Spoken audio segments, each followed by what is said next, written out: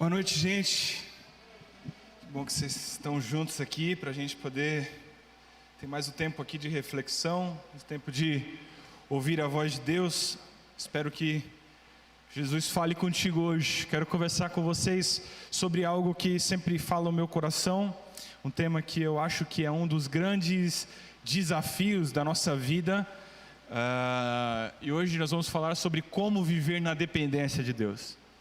Se existe uma das coisas talvez mais difíceis para nós é viver na dependência de Deus, porque principalmente para nós adultos, ou até mesmo para uma criança, a pior coisa que tem é a gente depender de uma outra pessoa que não você mesmo.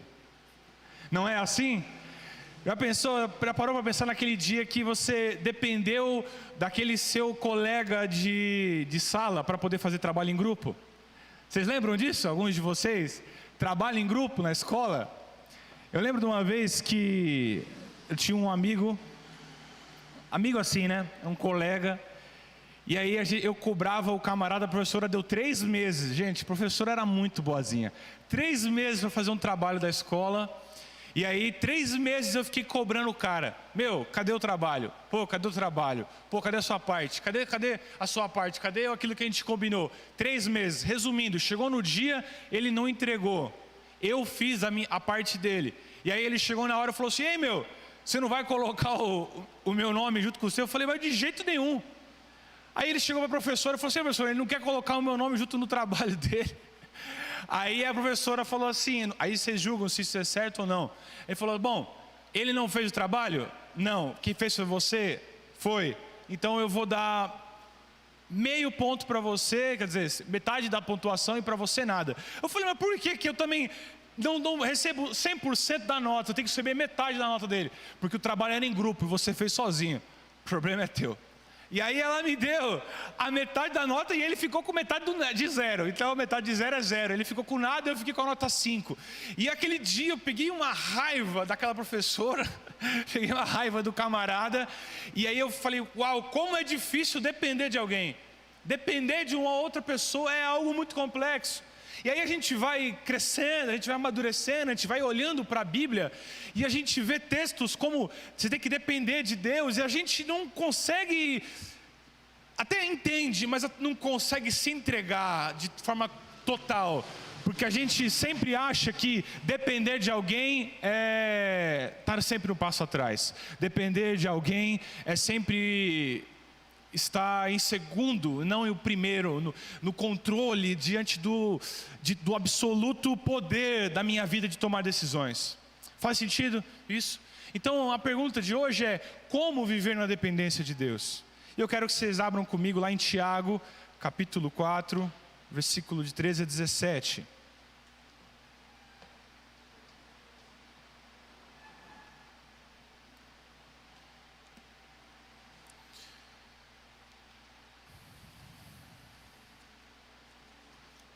Tiago, lá depois de Hebreus.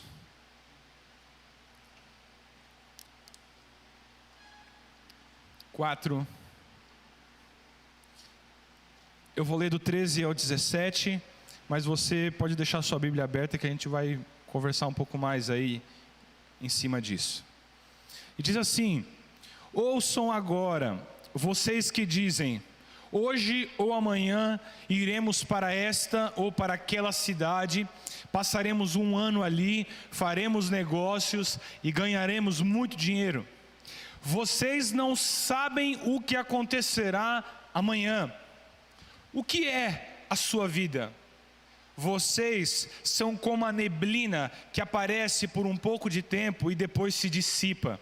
Em vez disso, deveriam dizer: se o Senhor quiser, viveremos e faremos isto ou aquilo.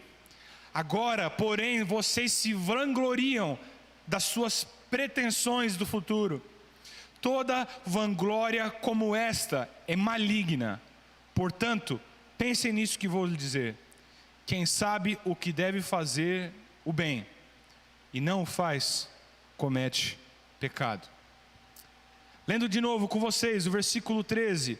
Nós vamos fazer uma explicação ponto a ponto, versículo por versículo. Ouçam agora, vocês que dizem, hoje ou amanhã iremos para esta ou aquela cidade, passaremos um ano ali, faremos negócios e ganharemos muito dinheiro. O que ele está querendo dizer aqui, queridos, presta atenção, é semelhante a um empresário, ou semelhante a você que faz planos para o seu futuro. Olha, esse ano é certo que eu vou ser promovido. Olha, esse ano é certo que eu vou ganhar muito dinheiro. É certo que esse ano eu vou para Disney. É certo que esse ano eu vou ter 2 filhos. É certo que esse ano vai ser o ano de eu alavancar minha empresa. A pessoa está tão certamente, é algo tão absoluto, a certeza de que vai dar certo a maneira que você planejou. Nós estamos já, queridos, partindo para um final de ano. E se tem uma coisa que acontece todo final de ano, são como que acontece lá todo final de ano? Os votos. Olha, 2021 vai ser o ano da vitória. Vai ser o ano disso, vai ser o ano desses planos, vai ser o ano de ganhar dinheiro, vai ser o ano de ser promovido, vai ser o ano de começar o meu negócio, vai ser o ano da gente engravidar, enfim, ele está falando exatamente sobre isso. E aqui, não estou querendo dizer que isso seja pejorativo, mas aqui em momentos pode ser até muito positivo. Aqui a ideia de aplicar planos de sucesso. Por exemplo, você pegar lá a mentalidade do Steve Jobs e você aplicar os princípios que ele ensina sobre ser um empreendedor. Eu não estou querendo dizer isso, é ter a certeza, é querer ter o controle de que vai dar tudo certo. É ter a pretensão de achar que não, esse ano as coisas vão funcionar como se isso estivesse debaixo do teu controle. Sendo assim, a vida minha depende apenas daquilo que eu faço. Faz sentido? É isso que ele está querendo dizer. O meu futuro depende das minhas escolhas. O meu futuro depende de eu fazer aquilo e o agora. E eu sou senhor do meu destino. Vocês já ouviram isso? O tempo inteiro eu gosto muito de ouvir aquelas palestras, TEDs. A gente tem aí vários podcasts sobre empreendedorismo. E aí, é muito bacana, tem coisa que até é legal, tem coisa que é interessante. Você é ocupado pelos seus fracassos ou pelas suas vitórias. Enfim, tem muita coisa, tem muita informação. Hoje a gente vive um movimento de coaches, mas o que a Bíblia está querendo dizer aqui, o quão isso é perigoso, a gente tem esse tipo de postura frente à vida. Olha só o que o versículo 14 diz para nós. Olha que interessante, o que o teólogo aqui, Tiago, está construindo a respeito sobre a vida, sobre o futuro, sobre os planos.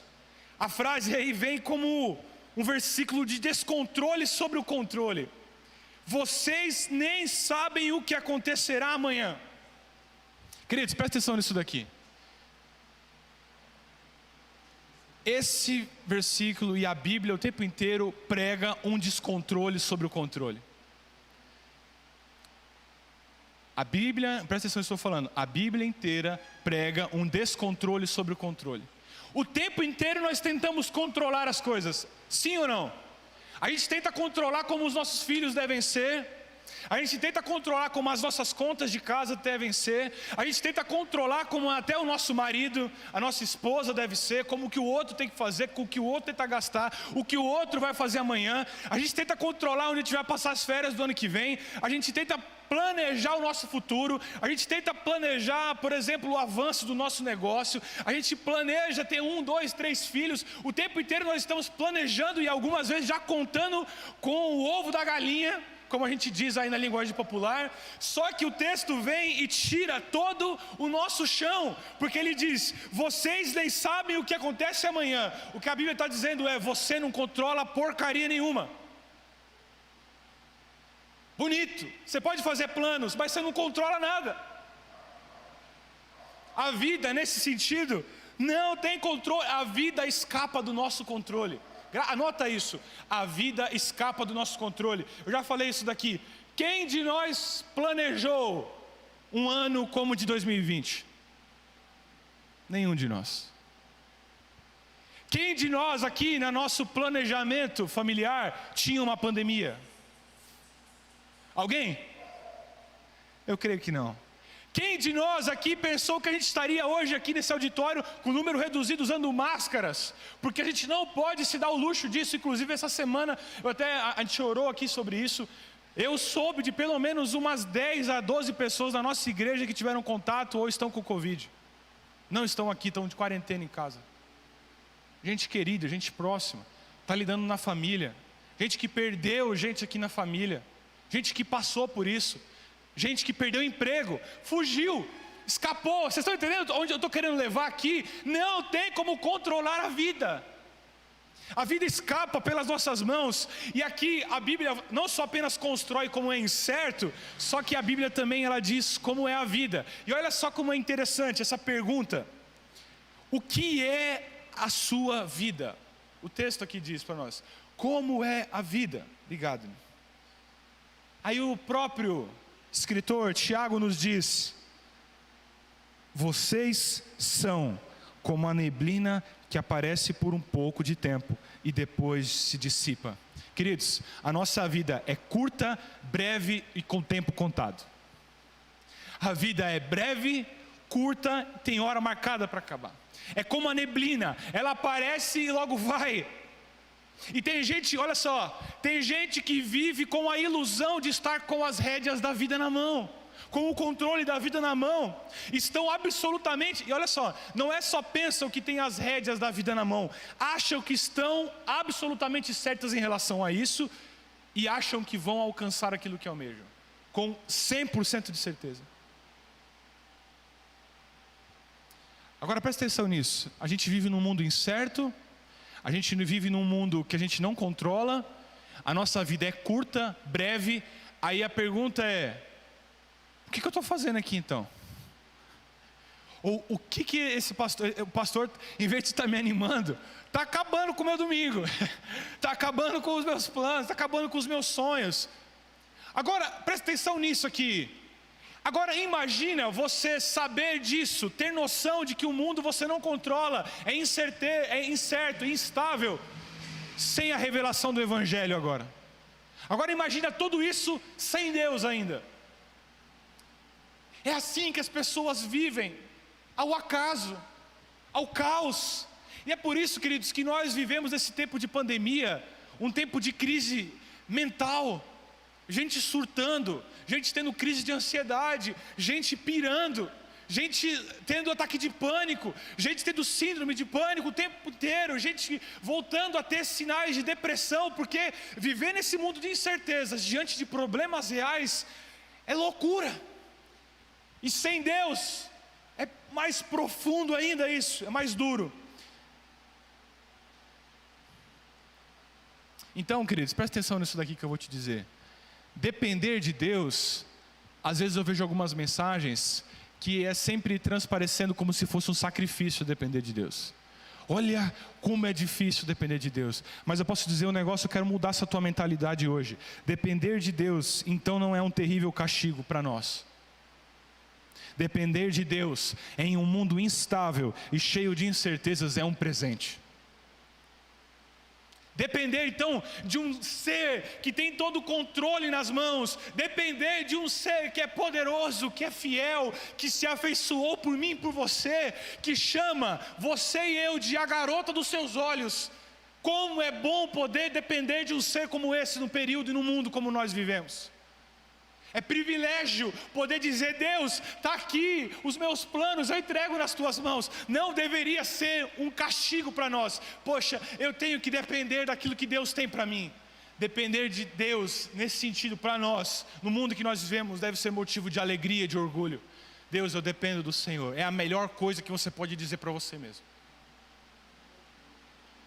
Viver sem Deus, presta atenção nisso. Viver uma vida sem Deus é estar entregue à própria sorte. É estar entregue ao caos. Se você acha que a tua vida está difícil com Deus, sem Deus eu digo para você, você estaria entregue à sua própria sorte. Se com Ele a gente já está lutando, se com Ele a gente já está suando fundo, se com Ele a gente já está tendo muitas batalhas, sem Ele é certeza de derrota. Olha o que o versículo 15 diz para nós, presta atenção aí, acompanha junto comigo. Em vez disso, nós deveríamos dizer: se o Senhor quiser, viveremos e faremos isto ou aquilo. Se o Senhor quiser, nós viveremos e faremos isso ou aquilo. Presta atenção nisso aqui. Aqui já não é mais um estado de loucura, viver achando que o controle é meu, porque isso é loucura, viver achando que você tem o controle. Agora o texto está dizendo que é pecaminoso viver assim. É louco viver achando que você controla o teu filho, que você controla o teu emprego, que você controla o teu dinheiro. Isso é loucura, achar que você tem esse poder. Agora ele está querendo dizer que é pecaminoso viver dizendo: eu me banco, eu consigo ter o controle, eu vivo assim desse jeito. O jeito certo de se viver é: se Deus quiser, nós faremos isso, viveremos aquilo, plantaremos isso, nós colheremos isso, nós ganharemos isso, nós avançaremos nisso, se Deus quiser, porque algo foge do meu controle, está nas mãos dele. Ou seja, presta atenção nisso, a manutenção da sua vida está nas mãos de Deus, é Ele que segura você.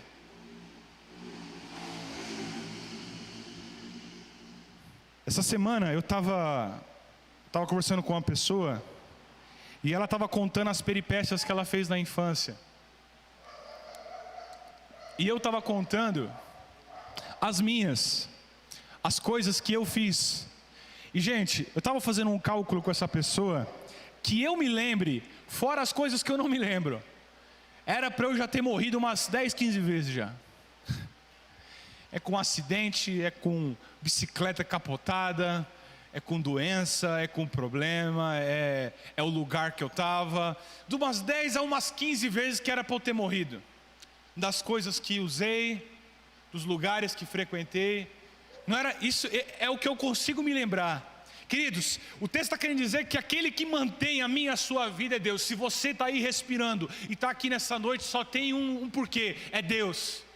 Não tem outro motivo, não tem outro ser que te sustente vida. Nós não somos autoexistentes, nós dependemos de alguém para existir. Nós subsistimos porque Ele existe. Colossenses 1. Nós subsistimos porque Ele existe. Então, já que é o primeiro ponto para a dependência, nós subsistimos porque Ele existe. É como se a nossa força vital, queridos, não fosse porque o nosso coração bate dentro de nós. Você continua a bater porque a vida que existe fora de você preserva ali o seu coração batendo. É muita pretensão a gente achar que a gente continua a existir aqui nessa terra porque simplesmente a máquina humana me sustenta. A Bíblia diz que alguém sustenta o meu e o seu batimento cardíaco. O nome dele é Senhor Jesus Cristo. Nós devemos a nossa vida e existência a Ele. Segundo, nós dependemos deste Deus para realizar o isto e o aquilo. Então não é só uma dependência em relação a manter a nossa vida como ela é, mas para fazer o isto e aquilo é dependência da parte dele também. E aí, voltando àquilo que eu falei no início, é claro, queridos, é óbvio que se você pegar princípios do empreendedorismo, se você pegar princípios de um relacionamento saudável, se você pegar princípios de uma vida correta e digna, tem muitas chances de você prosperar, tem muita chance do teu negócio dar certo, tem muita chance do teu novo empreendimento dar certo se você entender o seu nicho de negócio. Se você cuidar dos teus filhos, se você buscar estudar, buscar ajuda de outras pessoas, de profissionais, enfim, a chance de dar certo é grande. Porém, se o Senhor não edificar a casa, como eu disse, em vão trabalham os que a edificam. Se o Senhor não guardar a casa, então vigia em vão a sentinela. É isso que a Bíblia nos diz. Quer dizer o quê? O teu trabalho alinhado com o do Senhor, sucesso. O teu esforço sem o Senhor, fracasso. E Deus querer abençoar sem o teu esforço também, fracasso. Porque Ele trabalha em conjunto comigo e com você. Faz sentido o que eu estou querendo dizer? Estão entendendo o segredo para a vida? o segredo para o sucesso nesse sentido, princípios alinhado com se o Senhor quiser, vai acontecer assim. Olha o que Romanos 11, abre aí comigo, Romanos 11, versículo 33, diz a respeito de quem, nas mãos de quem nós estamos, queridos. Romanos 11, belíssimo texto.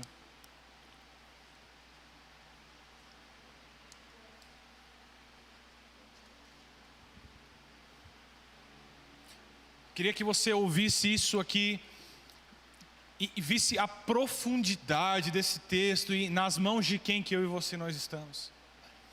Romanos 11, versículo 33 até o versículo 36, diz assim: ó profundidade da riqueza, da sabedoria e do conhecimento de Deus, quão insondáveis os seus juízos e inescrutáveis os seus caminhos. Eu quero ler de novo, pausando, ponto por ponto.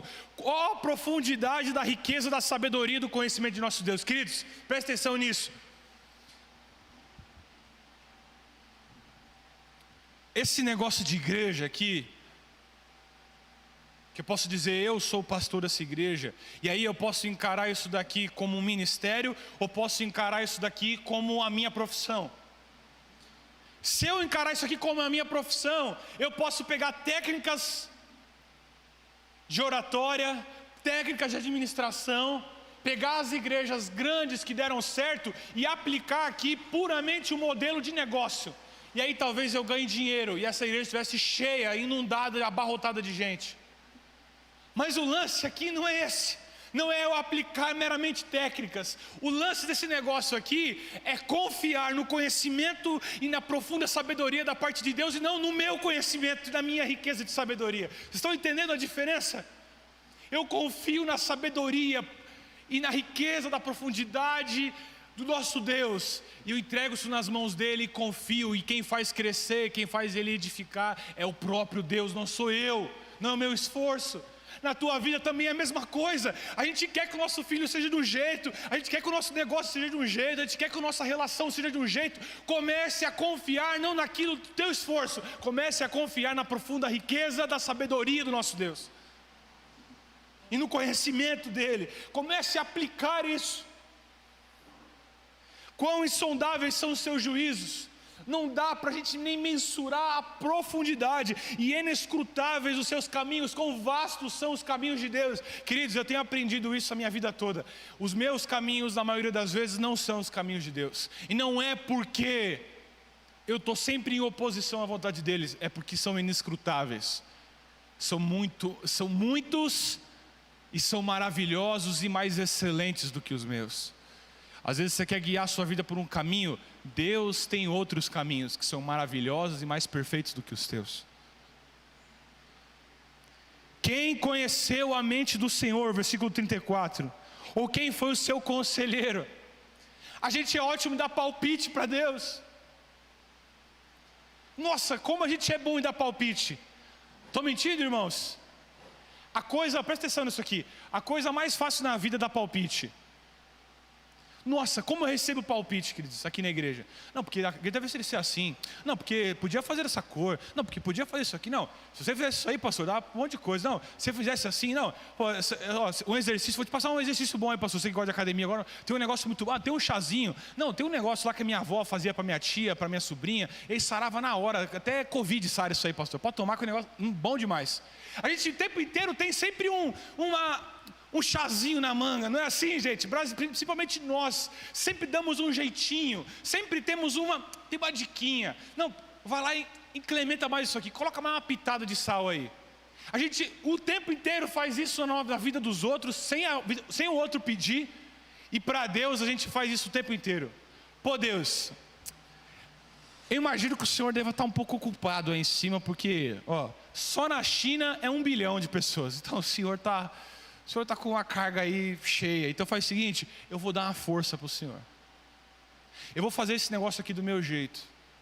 E aqui o texto está querendo dizer quando Deus fez tudo, Ele precisou de um conselheiro?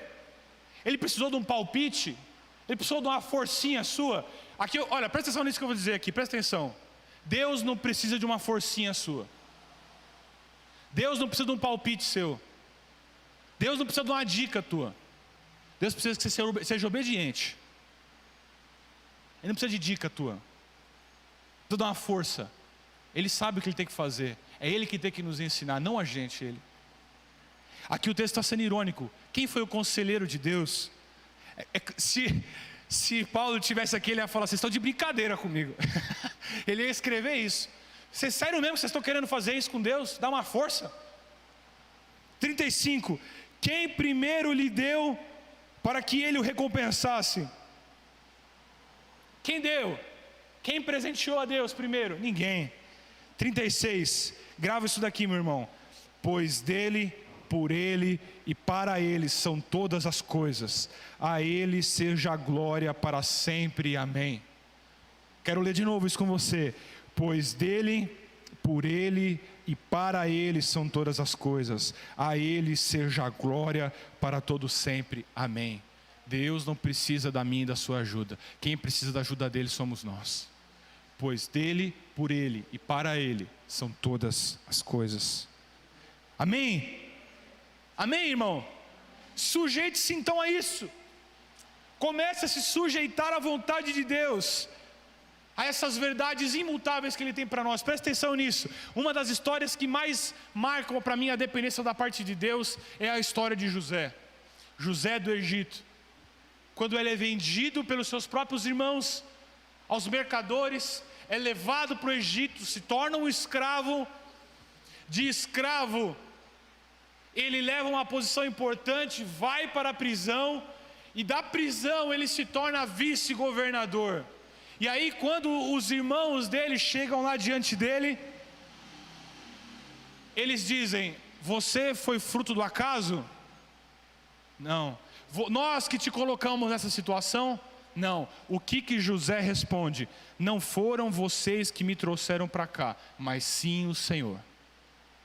O que ele está querendo dizer é o seguinte: a minha vida, as coisas boas e as ruins, foi Deus guiando para que eu fosse o que eu sou hoje e estivesse aonde estou, no lugar que estou. Paulo não seria tudo o que ele é se ele não tivesse sofrido tudo o que ele sofreu. Eu posso dizer um negócio para vocês: eu, Mateus, não sou hoje tudo o que sou. Na verdade, o contrário. Hoje, Mateus, eu sou hoje tudo o que sou, porque as coisas que sofri me trouxeram também até aqui. Não só os meus acertos, mas com os meus erros também. Sabe por quê, queridos? Maturidade a gente não ganha dentro de uma garrafa, isolado do mundo. Maturidade a gente ganha fazendo escolhas corretas e escolhas erradas. E aí a gente amadurece. Mas amadurecimento na Bíblia tem a ver com dependência. Em tudo nós precisamos depender da vontade do nosso Deus. Eu posso dizer um negócio para vocês que vocês sabem da minha história, a maior parte de vocês sabem disso, que eu sempre enfatizo. Não era, por exemplo, para eu ser pastor de uma igreja como essa, por exemplo, e talvez pastor de igreja nenhuma, ou talvez era para eu ser, mas Deus levantaria de uma outra forma, num outro lugar, porque eu sempre disse isso para vocês: eu sou filho adotivo. Eu não nasci em São Paulo, eu nasci em Santa Catarina. Talvez se eu não estivesse nesse lar, na lar da minha mamãe Ruth, eu estivesse num outro lar, de uma outra família, ou eu tivesse crescido num orfanato. Mas eu não trabalho com o se acontecesse isso. Eu trabalho com o que Deus fez na minha história. E eu sou dependente da história que Ele escreveu para mim. E eu digo também a mesma coisa, longe de mim ser comparado a essa pessoa, mas quem me trouxe até aqui não foi a escolha da minha mãe. Quem me trouxe até aqui foi o Senhor. Como assim José trouxe? Se a tua vida te trouxe até aqui, quem te trouxe até aqui foi o Senhor. A gente tem escolhas que nós vivemos com as consequências das nossas escolhas, mas até as nossas escolhas mais terríveis ou boas nos trouxeram até aqui. Damos glórias a Deus, ao Senhor, e o que está aqui daqui para frente, se o Senhor permitir, nós faremos isso ou aquilo, como o próprio texto nos diz. versículo 16, para encerrar, e 17. Agora, porém, vocês se vangloriam das suas pretensões. Toda vanglória é maligna. O que ele está querendo dizer é a pessoa que se orgulha disso. Eu tenho minhas finanças, eu tenho meu pé de meia, eu tenho a minha estrutura, está tudo certo, está tudo encaixado a minha vida. Isso é viver insanidade. O que ele está querendo dizer é que eu achar que porque eu tenho uma grana no banco, eu estou seguro nessa vida, é arrogância, é insanidade. O que se Tiago tivesse aqui, ele ia dizer: ei filho, abaixa a bola aí. Sabe por quê? Veio uma pandemia aí, um vírus, e metade do mundo de vocês parou. Vocês são fracos. Vocês são como a neblina. Vocês são como a relva do campo. Um vírus passou de um, passou por outro, e milhões ficaram infectados. Vocês são fracos. Dá uma baixada na bola. Viver de forma arrogante. Aqui a Bíblia está dizendo isso, não, pastor? É viver esse pensamento maligno. Achar que você controla as coisas. É um sentimento diabólico. Gera, olha só, e viver assim, achando que o controle está com você, isso aqui gera falta de ação de graças, porque aquele que vive na certeza de que ele conquistou, não tem motivos para ser grato. Se você acha que você ganhou pela tua força, você não acha que você é grato a alguém. Agora, por exemplo, eu quero dizer isso. Eu lembro de uma época muito difícil da minha família, na minha infância. E aí, a gente não tinha dinheiro nem para comprar material escolar para mim e para minhas irmãs.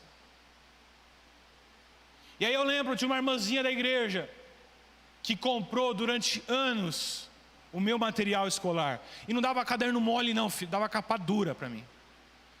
Lápis Faber-Castell. Se eu talvez tivesse ganhado dos meus pais, eu iria dizer assim: obrigação deles.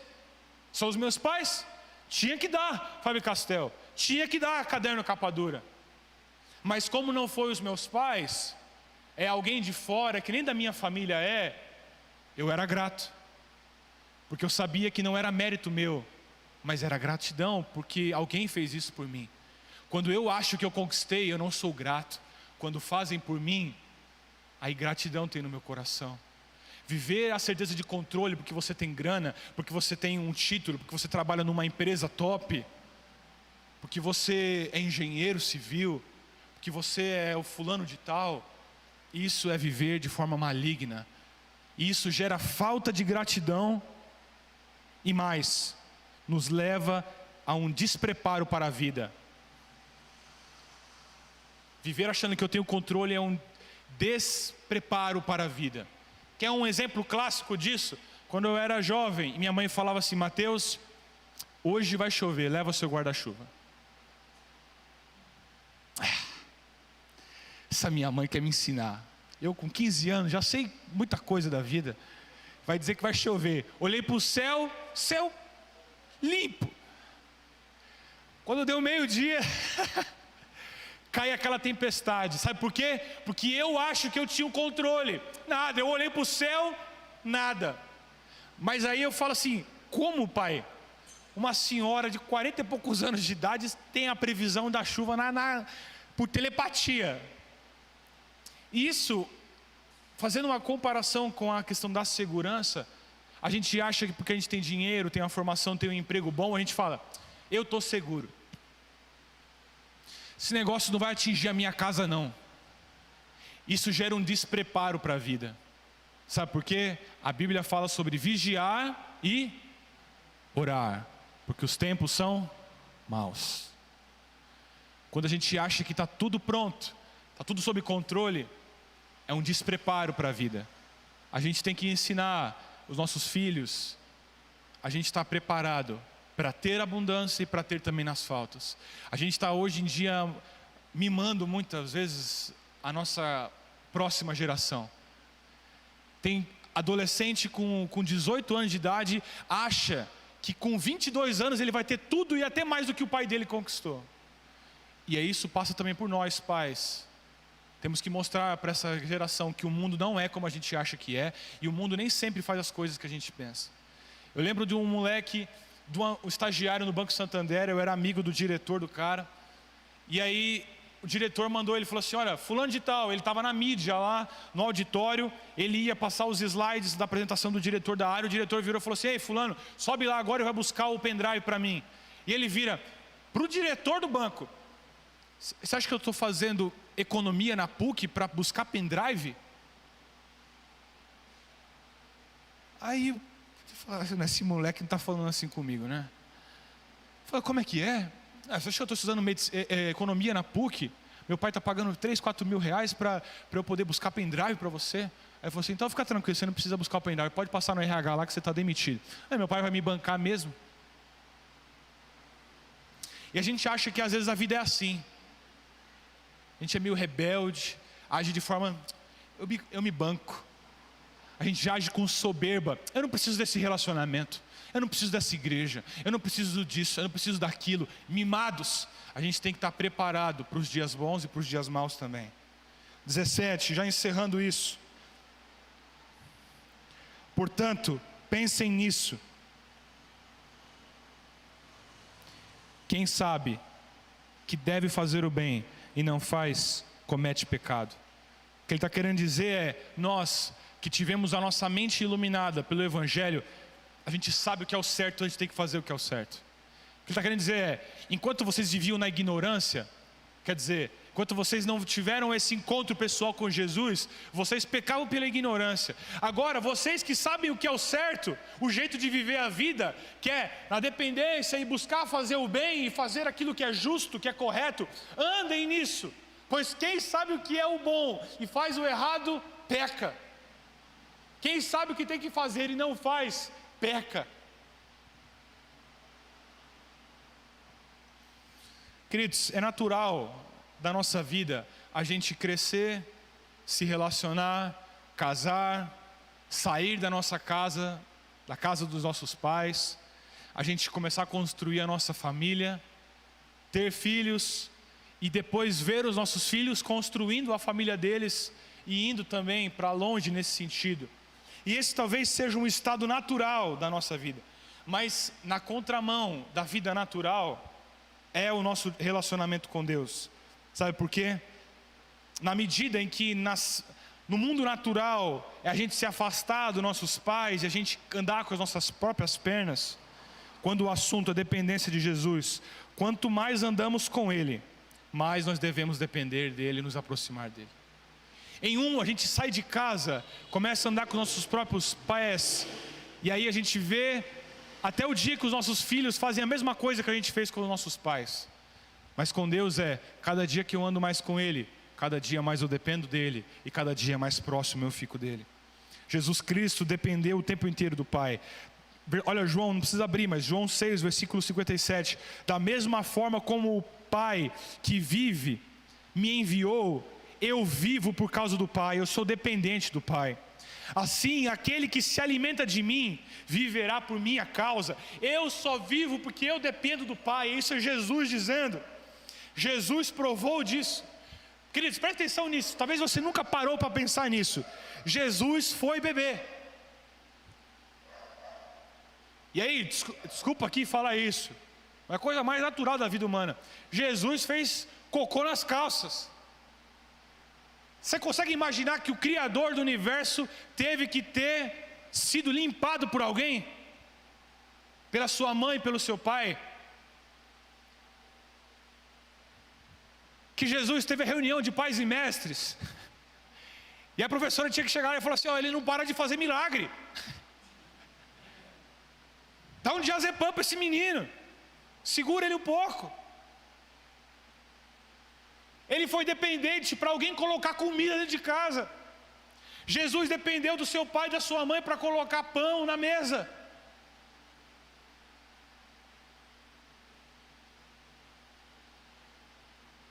E aí a gente acha que quando Jesus cresceu, aí ele parou de ser dependente. No final da cruz, ele mais uma vez mostra a dependência. Ele diz, eu preciso de pessoas que orem aqui junto comigo. Jesus dependeu dos seus amigos. embora eles não estivessem orando por ele, porque caíram no sono, ele pediu que eles estivessem orando.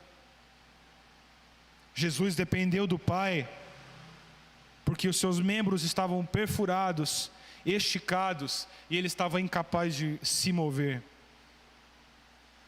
Assim como Jesus, nós aprendemos que dependência não retira o valor da nossa maturidade. Porque a gente acha que fala assim: pastor, eu tenho 50 anos, acho que eu vou começar a depender de Deus agora? A gente acha que dependência é um sinal de fraqueza, e isso nos tira a nossa maturidade, ou até alguns podem achar a minha masculinidade. Se dependência foi adequada para a vida de Jesus, certamente é apropriada para nós. A minha pergunta nessa noite para você é: você vive na dependência desse Deus? Você entregou os teus caminhos, você entregou o teu negócio, você entregou os teus planos, você entregou a tua poupança, você entregou os teus sonhos, você entregou o seu desejo de engravidar, você entregou o seu desejo de casar, você entregou o seu desejo de ter uma família, você entregou os teus desejos de ver o teu marido convertido. Você tem entregado nisso e vivido debaixo dessa dependência. O objetivo aqui é que nos teus esforços humanos, preste atenção nisso, o objetivo aqui é que nos teus esforços humanos, cada vez você se veja mais carente dos esforços de Deus. Quanto mais você trabalhar, você possa cada vez mais perceber que você é carente dos esforços da parte de Deus. Quanto mais você vê a tua mão, não está legal. Quanto mais você vê a mão de Deus, melhor fica o negócio. Eu estou vendo muito a minha mão. Tem muitas vezes aqui na igreja que eu vejo a minha mão. Aí tem muito Mateus aqui nisso. Aí eu retiro.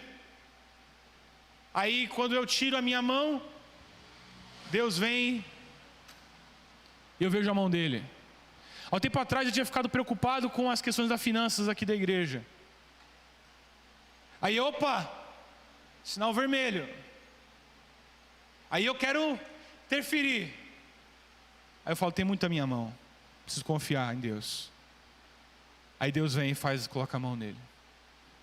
Esses últimos 2 meses foram 2 meses mais fraquinhos. Aí não posso mais ficar com aquele discurso de aqui não tem que. Foi 2 meses que não foi tão bom financeiramente, preciso fazer um negócio aqui para o pessoal lá, para acordar e ter dinheiro para a igreja. E aí eu falo: não, sabe por quê? Isso é muito a minha mão. Preciso confiar que Deus vai constranger corações, isso vai ser natural. Porque quando eu coloco a minha mão, não está legal. Mas quando eu vejo a mão de Deus, aí eu digo: foi o Senhor quem proveu, não foi o pastor que falou muito sobre isso, e aí deu resultado. Vocês estão entendendo isso? Às vezes a gente vê, nossa, muita mão. Está muito você ali martelando na cabeça do teu filho, martelando na cabeça do teu marido, martelando na vida do outro, martelando. Retira um pouco a tua mão e começa a confiar que Deus vai agir. Se Deus não abençoar os seus mais dedicados esforços, não vai adiantar nada. Queridos, também preste atenção. Aqui o chamado não é para preguiça. Desculpa a expressão que eu vou usar. O chamado aqui não é para vadiagem, eu vou fazer nada. Mas é dependência total do amor e da graça de Deus. Não é viver debaixo da preguiça. Tem gente que é preguiçosa. Tem gente que está esperando a mão de Deus até hoje. Está aqui, O pastor falou da mão de Deus lá. Lembrei daquele cante lá, segura na mão de Deus. Estou aqui, estou esperando acontecer. Não é isso. Não é o chamado à preguiça. É meus esforços, juntamente com a dependência e a graça e o amor do nosso Deus. Rapidamente, pedi até o João fazer aí um fundo. Eu queria ler para você alguns conselhos. Grava isso daqui. Geralmente a gente diz que se conselho fosse bom, a gente não dava, né? A gente vendia, mas eu quero dar esses conselhos aqui para você hoje. Não são meus conselhos, é de um importante teólogo, um dos meus referenciais de um teólogo, é o John Stott, e ele dá 5 conselhos, eu quero ler muito rápidos para vocês, a respeito de uma vida de dependência. Primeira coisa, agradeça a Deus com frequência e sempre. Agradeça a Deus com atenção e admiração pelos seus privilégios sem fins para nós. Gratidão é um solo no qual o orgulho não cresce. Se você é grato, não tem espaço para orgulho. Ou você é orgulhoso ou você é grato. O que você precisa agradecer hoje? Segundo, interesse-se por confessar os seus pecados. Certifique-se de julgar a si mesmo e não os outros diante da presença de Deus. Isto é, faça um autoexame da sua vida. O que você quer controlar sempre? E coloque isso diante do Senhor e faça disso a sua confissão. Terceiro, esteja pronto para aceitar as humilhações da vida. Elas podem doer terrivelmente, mas te ajudam a ser mais humilde. Pode ser que sejam humilhações insignificantes, mesmo assim, as aceite. Pode ser que sejam humilhações maiores. Tudo isso pode ser uma oportunidade para estar um pouco mais próximo do nosso crucificado e humilde Senhor, que sofreu tamanha humilhação naquela cruz, e mesmo assim, não reclamou e nem murmurou nenhuma só vez.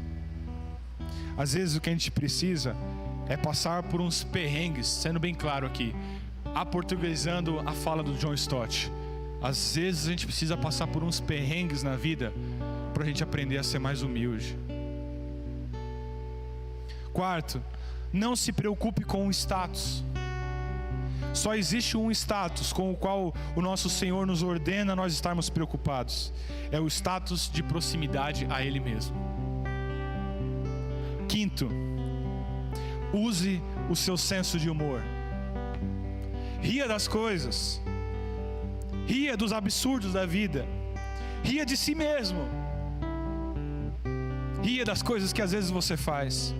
Nós somos, todos nós, criaturas infinitamente pequenas dentro do universo de Deus. Você tem que ser sério, com certeza, mas nunca deve ser amargo. Não é para levar a vida como se ela fosse uma piada, mas às vezes a gente precisa rir da vida, porque ela pode ser difícil, mas ela não precisa ser amarga. A vida na dependência nem sempre entregará rosas a você, mas ela é boa, ela é perfeita e ela é agradável.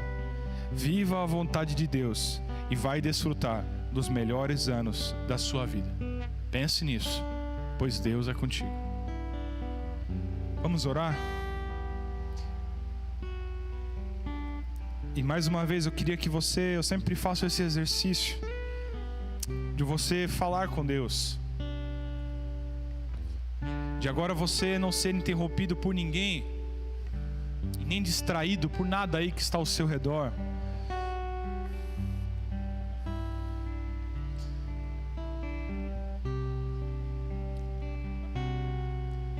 E aí você aí na tua cadeira, você pensasse nas coisas pelas quais você diz: eu estou seguro.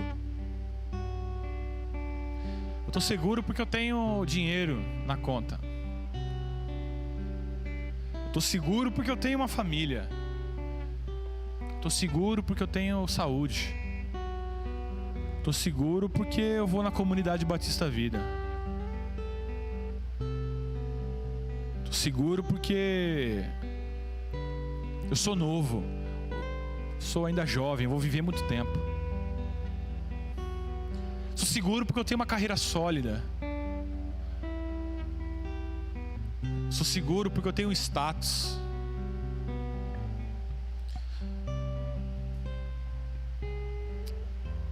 Eu quero te mais uma vez dizer que tudo isso que você pode talvez se prender, talvez amanhã possa não existir. Tudo talvez aquilo que você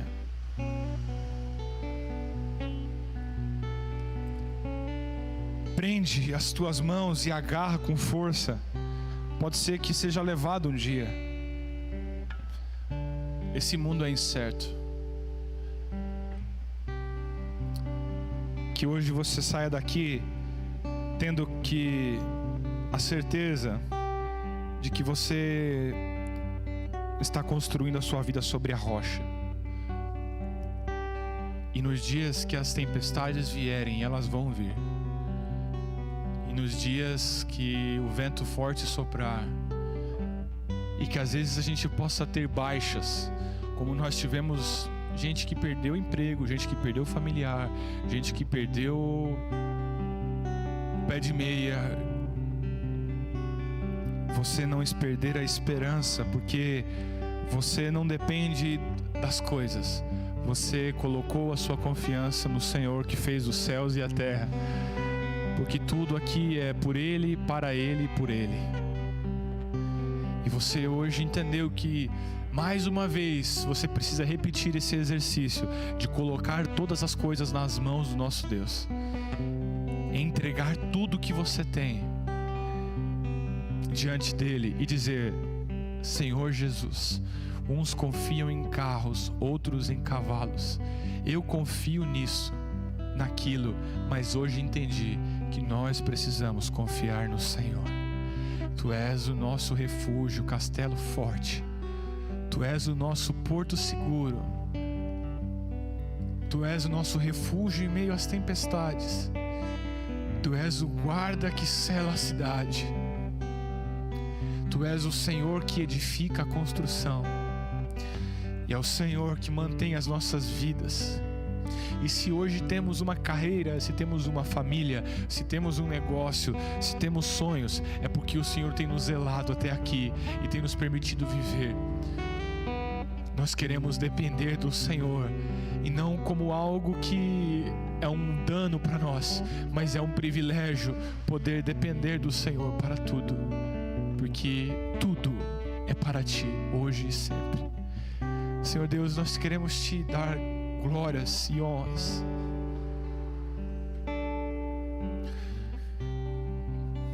E nós não temos controle nenhum sobre a vida. Nós achamos que nos controlamos, nós achamos que sabemos o que estamos fazendo, porque na real nós nos achamos muito sábios. Mas hoje nós queremos aqui reconhecer a nossa fragilidade, a nossa pequenez, e ao mesmo tempo reconhecendo o quão frágeis nós somos, nós queremos também hoje exaltar a Tua grandeza, nós queremos exaltar o Teu poder, nós queremos exaltar a Tua majestade, a Tua glória, e Te agradecer, porque a vida tem nos sido ofertada. E se hoje nós estamos aqui vivos, é porque o Senhor tem sustentado, o Senhor tem suprido, o Senhor tem nos acolhido, o Senhor tem sido generoso para conosco. E nós colocamos aqui, ó Pai, a vida de cada um dos meus irmãos e irmãs aqui nessa noite, cada um na singularidade do seu sonho, cada um na singularidade dos seus planos. Uns são empregados, outros têm as suas empresas, outros têm o seu pequeno negócio, uns estão planejando ter filhos, outros querem apenas se casar um dia, outros oram pelas suas famílias, outros pedem a cura de alguém. Cada um aqui vive um estágio, cada um vive um momento, mas que de forma unânime nós possamos viver esse momento único, que é o da dependência da Tua parte.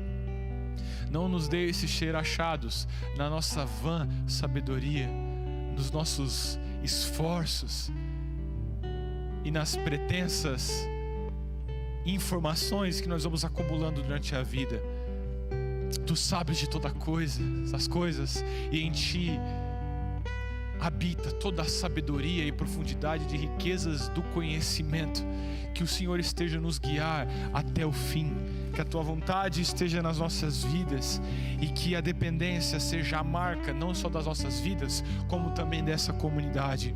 Que o Senhor nos leve aonde o Senhor quiser, cada vez menos da minha mão e mais da Tua mão, e que o Senhor assim faça nos prosperar, não nos moldes daquilo que o mundo enxerga como prosperidade, mas daquilo que o Senhor tem para nós como futuro e planos de bênçãos e sorte de bênçãos que o Senhor há de derramar sobre cada um de nós, sobre as nossas casas e sobre as nossas famílias.